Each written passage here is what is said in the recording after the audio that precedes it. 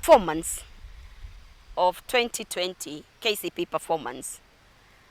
We are lovers of education and we have been in education for many years.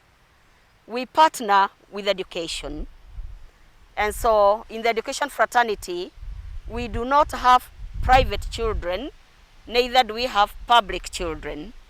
We have private facilities to facilitate education. But when it comes to the curriculum, when it comes to the teachers and the implementation in terms of education, we all move together. The main reason as to why we are disappointed is the effort that we put as private schools to make sure that our children perform well. Of course, even in the public schools, they put a lot of effort. Education is a process.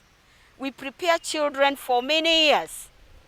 So by the time they sit for any national exam, we normally have previous records of performances.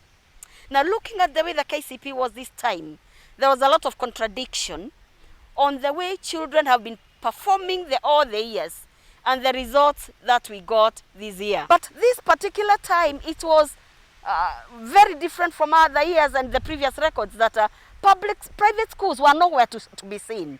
The first top 10 schools in the country, you could not find any from private schools. That is quite unusual. We understand how things have just changed all of a sudden.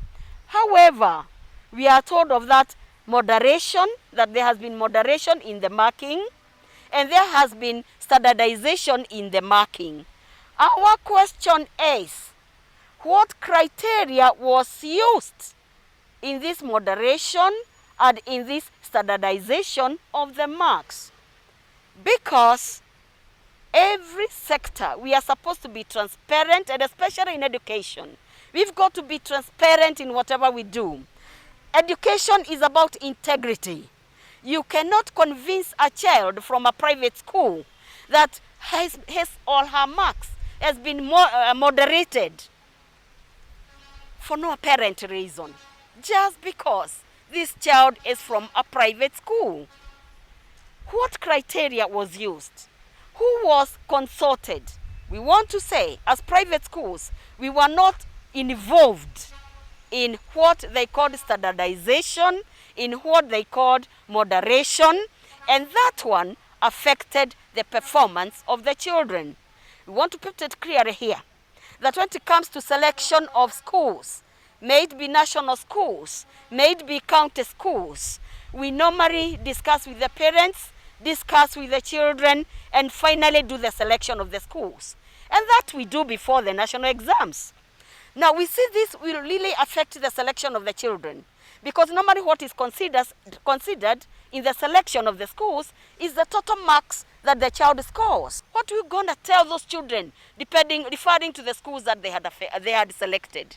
So we need really to be guided. We can tell you we are partners in education with the government. We are not, here to say anything outside, but there has to be transparency, and clarification is what we are all waiting for.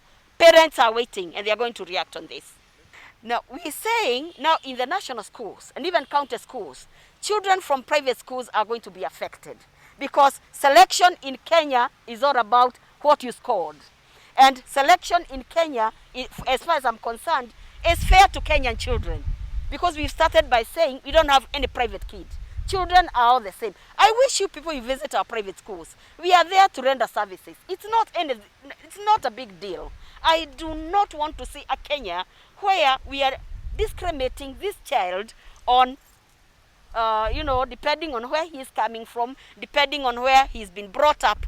That one will cause anarchy, I can tell you. We feel that the perception that there is a child that belongs to the public school and another one that belongs to the private school, and the treatment of the same when it comes to marking is really a big concern to us.